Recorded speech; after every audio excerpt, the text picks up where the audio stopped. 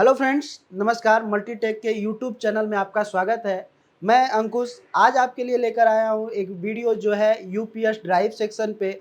और जो ये हमारा सेक्शन होगा, ये हमारे जितने भी इन्वर्टर होते हैं लुमिनस के, और लुमिनस में जो सबसे मॉडल इस समय अच्छा चल रहा है, जो नए वाला लुमिनस इन्वर्टर है, उसका डायग्राम है। वो भी इको वाट का है, क्योंकि इस समय ये इको वाट का जितना भी पीसीबी आ रही है हमारे इन्वर्टर में, वो रिपेयर करने से सभी लोग मना कर रहे हैं कि ये रिपेयर नहीं हो पाएगा, क्योंकि इसमें एमसीयू होता है। और भी तो हमारा एमसीयू होता है, लेकिन इसमें एसएमडी एमसीयू होता है। तो इस एमसीयू के डर से, क्योंकि सिग्नल हमारा एमसीयू से ही निकलता है इसमें, तो इसके डर से सभी लोग रिपेयरिंग नहीं कर रहे हैं। लेकिन यहाँ पर आज मैं आपको बताऊंगा कि इसमें सेक्शन किस तरीके से चलता है और कैसे कैसे सेक्शन हमारा वर्क करता है। ठीक है, तो इस वीडियो को स्टार्ट करने से पहले मैं आपको बता दूं, यदि मल्टीटेक इंस्टीट्यूट में आपको भी इन्वर्टर, एलईडी, एलसीडी या तो laptop, AC, PCB, fridge, washing machine, EV का कोर्स करना चाहते हैं, तो आप भी मल्टीटेक इंस्टीट्यूट पे विजिट कर सकते हैं, जो हमारा दिल्ली तिलक नगर मेट्रो स्टेशन 3 के बैक साइड में है। और यदि आपको ज़्यादा जानकारी लेना है तो आप नंबर पे भी कांटेक्ट कर सकते हैं। ठीक है, तो वीडियो को हम स्टार्ट करते हैं और ज़्यादा देर नहीं लेते हैं, तो वीडियो को स्टार्ट करते हैं यहाँ से। तो देखिए, हमारा जो सेक्शन रहेगा यूपीएस ड्राइव सेक्शन, जो इन्वर्टर में हमारा यूपीएस होता है, उसकी ड्राइव सेक्शन, उसका जो सेक्शन है वो किस तरीके से काम करता है, और सेक्शन को चालू करने में क्या क्या चीज़, क्या क्या रिक्वायरमेंट होता है, और वो सेक्शन किस तरीके से काम करता है, उसके ऊपर हम लोग बातचीत करेंगे। ठीक है, और तो ये बात आपको बता दें कि जो ये सेक्शन हमारा है, ये इको वाट का है, और इको वाट जो होता है लेमिनस का है। उस पीसीबी के बारे में हम बात कर रहे हैं। तो यहाँ पे जो पीसीबी हमारी है, इसमें आप जानते हैं कि हीट सिंक तो होता ही है। हीट सिंक तो सबको पता होगा कि हीट सिंक होता क्या है। तो या तो स्क्वायर वेव हो या तो साइन वेव हो इन्वर्टर, उसके ऊपर जो आपको मॉसफेट मिलेगा, जहाँ पे मॉसफेट लगे होते हैं हाई स्विचिंग के लिए, वहाँ पर आपको देखने के लिए मिलेगा कि हीट सिंक भी लगा होता है। और बैटरी का जो पॉजिटिव टर्मिनल जुड़ा होता है, बैटरी का पॉजिटिव टर्मिनल भी जहाँ पे जुड़ा होगा, वही होता है हमारा हीट सिंक होता है। वहाँ पर क्या होता है, हीट सिंक, क्योंकि निगेटिव हमारा कहाँ से जुड़ा होता है, ये तो बॉडी पे जुड़ा होता है, तो वहाँ पे तो हमारा हीट सिंक नहीं होगा। बट जहाँ पे पॉजिटिव टर्मिनल होगा, वो हमारा क्या होता है, हीट सिंक होता है।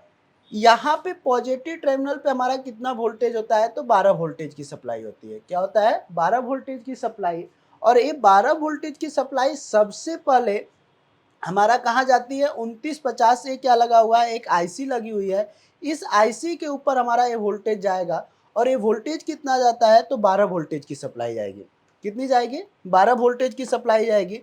किस कंडीशन में, जब यहाँ पे हीट सिंक पे हमारा 12 वोल्टेज की सप्लाई ओके होगा, उस कंडीशन में। यदि 12 वोल्टेज की सप्लाई नहीं बन रही है, तो मतलब यहाँ पर भी आईसी के ऊपर ये सप्लाई नहीं आएगी।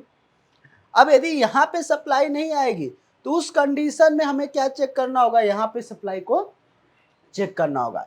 यदि सप्लाई 12 वोल्टेज यहाँ पर मिल रहा है, बट यहाँ पे 12 वोल्टेज की सप्लाई नहीं मिल रही है, तो उस कंडीशन में इसके बीच में लगा होता है 4.7 ओम का एक रजिस्टर, जिसको हम लोग चेक करेंगे।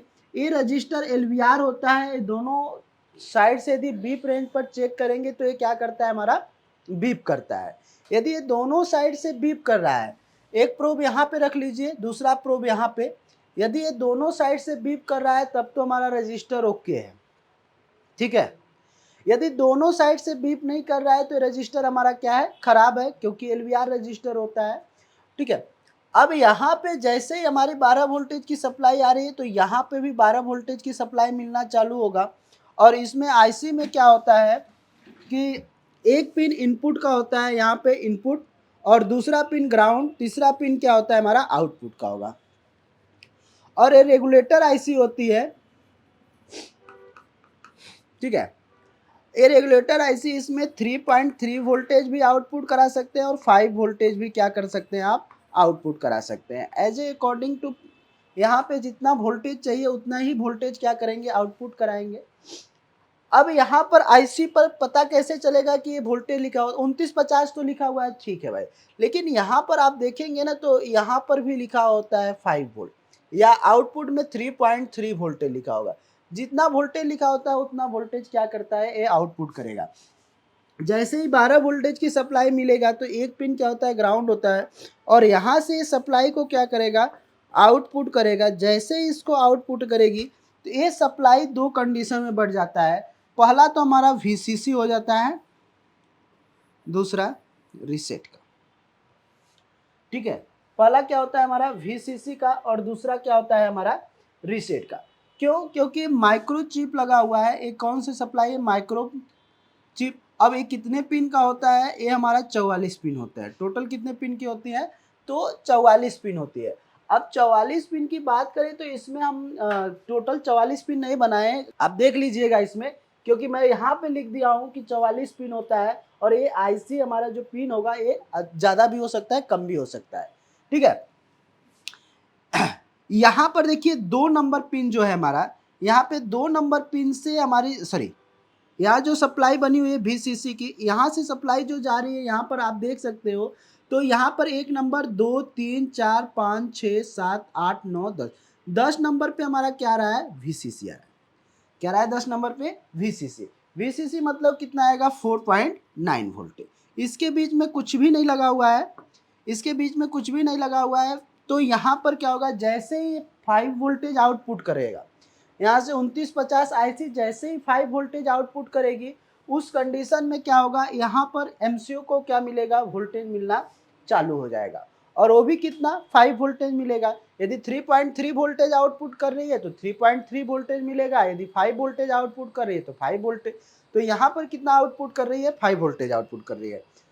जैसे ही यहाँ पे 5 वोल्टेज मिलेगा, उस कंडीशन में इसको तो VCC, और उसी कंडीशन में यहाँ पर क्या मिलता है, रीसेट का भी सिग्नल मिलता है। किसका सिग्नल मिलता है, रीसेट का।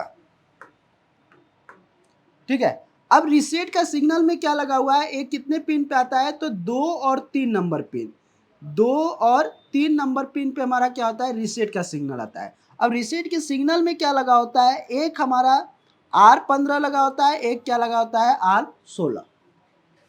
ठीक है, ये क्या लगा हुआ है, हमारा रजिस्टर लगा हुआ है। अब मान के चलिए इस पर VCC रीसेट क्यों दिया जाता है, इसको रीसेट करने के लिए होता है।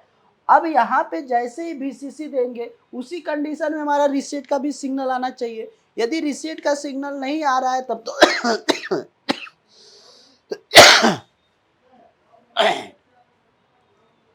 तब तो यहाँ पर क्या है कि सिग्नल मिसिंग होगा, और सिग्नल जब मिसिंग होगा तो यहाँ पर MCU वर्क नहीं करेगा, क्योंकि रीसेट का सिग्नल नहीं आ रहा है। अब रीसेट का सिग्नल मान के चलिए VCC आपने चेक किया, यहाँ पे जब आप चेक कर रहे हैं तो VCC हमारा 5 वोल्टेज मिल रहा है, बट जब रीसेट चेक कर रहे हैं 2 नंबर और 3 नंबर पिन पे, तो यहाँ पर हमारा सिग्नल नहीं मिल रहा है, मतलब यहाँ पर वोल्टेज हमारा ओके नहीं है। उस कंडीशन में ये दोनों रजिस्टर ही खराब होगा, होगा कि नहीं होगा, क्योंकि रजिस्टर पे वोल्टेज कहाँ से जा रहा है, इसी जगह से वोल्टेज हमारा जा रहा है रजिस्टर पे।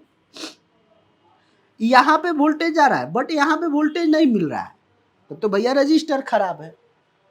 यदि वोल्टेज हमारा पीछे से ही नहीं आ रहा है, उस कंडीशन में ना ही ये वोल्टेज मिलेगा ना ही ये वोल्टेज मिलेगा, तब तो क्या खराब होगा, यहाँ पे IC खराब होगी ना, तब तो ये IC खराब होगी। तब तो IC का रिक्वायरमेंट चेक करना होगा, तब तो इसके पीछे का भी चेक करना होगा कि 12 वोल्टेज सप्लाई ओके है कि नहीं है। उस कंडीशन में क्या होगा, इन्वर्टर डेड कंडीशन में होगा, होगा ना। तो यहाँ पे जब सप्लाई मिल जाती है रीसेट का, जैसे ही रीसेट का जब सिग्नल मिलना चालू होता है तो उस कंडीशन में क्या होगा कि IC वर्क करना चालू कर देगी। जैसे ही IC वर्क करती है तो यहाँ पर देखिए कि यहाँ पर हमारा एक जाता है सिग्नल, एक इसका जाता है स्विच ड्राइव का। क्या जाता है, स्विच ड्राइव का। और स्विच ड्राइव का मतलब क्या होता है कि जैसे ही हमारी लाइट कट जाती है, लाइट का मतलब कि जो बिजली हमारी होती है, मेन सप्लाई होती है, वो कटता है तभी UPS लाइट हमारा ग्लो करना चालू करती है, नहीं तो UPS लाइट ग्लो करना चालू नहीं होता है। उस कंडीशन क्या होता है कि सप्लाई जैसे ही चली जाती है, मेन सप्लाई जो AC सप्लाई 220 वोल्टेज, तो यहाँ पर MCU तुरंत हमारा एक्टिव होगा, जैसे ही एक्टिव होगा तो यहाँ से सप्लाई हमारा क्या कर देगा, यूपीएस एलईडी को ग्लो करा देगा। जैसे ही यूपीएस एलईडी को ग्लो कराता है तो हमारा आउटपुट में सप्लाई निकलना चालू होता है, और आउटपुट में सप्लाई जो होता है वो 220 वोल्ट से लेकर 250 वोल्टेज, क्योंकि इन्वर्टर से हमारा एसी सप्लाई ही आउटपुट होगा, ना कि डीसी सप्लाई आउट होगा। उस कंडीशन में जो स्टोरेज वोल्टेज होता है, जो हमारे बैटरी में स्टोरेज वोल्टेज होता है, मेन लाइन कटने पर ही हमारा आउटपुट जो स्टोरेज वोल्टेज होता है वो आउट होना चालू हो जाता है। और जब आउटपुट होना चालू होता है तो उस कंडीशन में इन्वर्टर में यूपीएस लाइट ग्लो करना चालू कर देता है। यूपीएस लाइट ग्लो जैसे ही करता है तो हमें पता चल जाता है कि अब इन्वर्टर से क्या हो रहा है कि हमारा जो बिजली है वो खपत हो रही है। तभी तो हमारा क्या होगा, यूपीएस एलईडी ग्लो करेगा, नहीं तो यूपीएस एलईडी ग्लो नहीं करेगा। और हमें पता चल जाएगा प्रॉपर कि हमारी जो लाइट है वो ग्लो कर रही है, तब तो हमारी सप्लाई क्या हो रही है, स्टोरेज सप्लाई खपत हो रही है।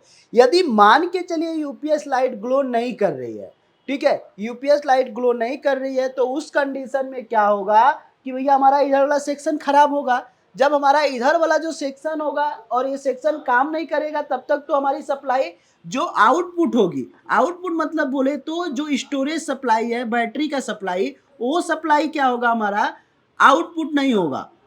मतलब एसी लाइट चले जाने पर, एसी का हमारा वोल्टेज चले जाने पर डीसी की सप्लाई, सॉरी, इन्वर्टर का जो स्टोरेज वोल्टेज होगा वो आउटपुट नहीं होगा।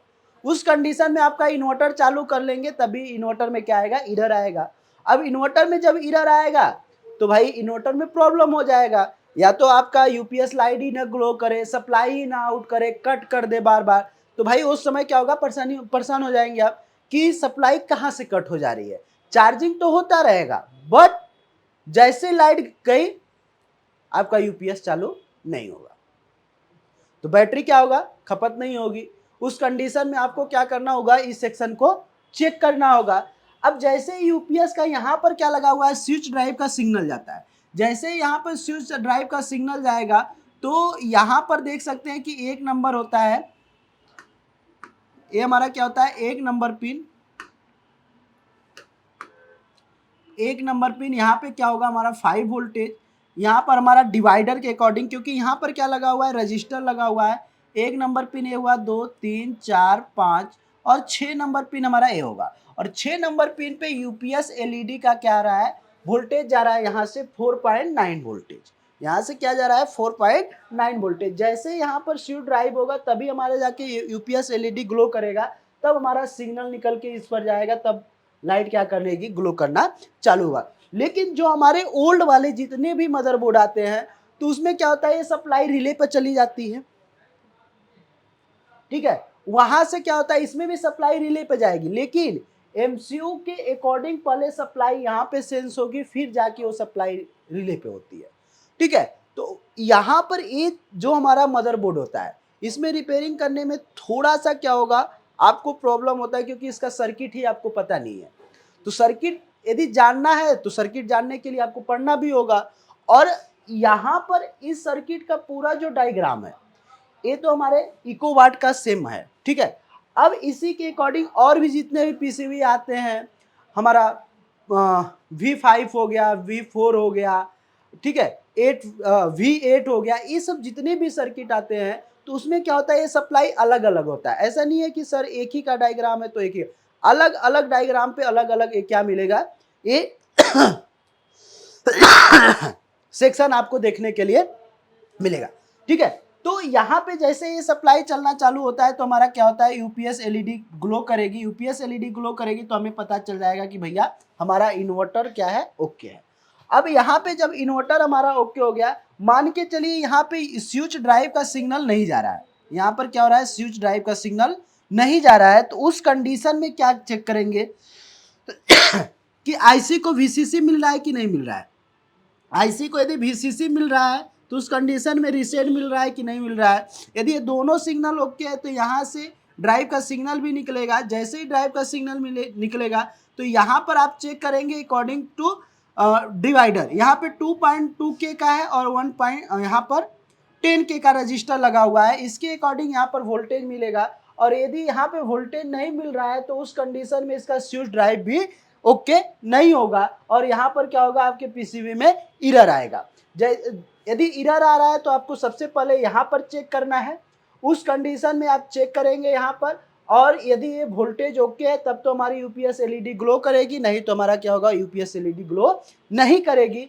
और तो यहाँ पर आपको बता दें कि आईसी का मेन पिन क्या होता है, 2 नंबर पिन हमारा रीसेट का होता है, 3 नंबर भी रीसेट का होता है, और 4 यहाँ पर 10 नंबर पिन, 11 नंबर पिन हमारा क्या होता है, वीसीसी का, और स्विच का 4 नंबर पिन होता है, और 28 नंबर पिन क्या होता है, हमारा यूपीएस का होता है। ठीक है, तो इस पर आप चेक करेंगे तो इतना इतना इतना वोल्टेज आपको देखने के लिए मिलेगा।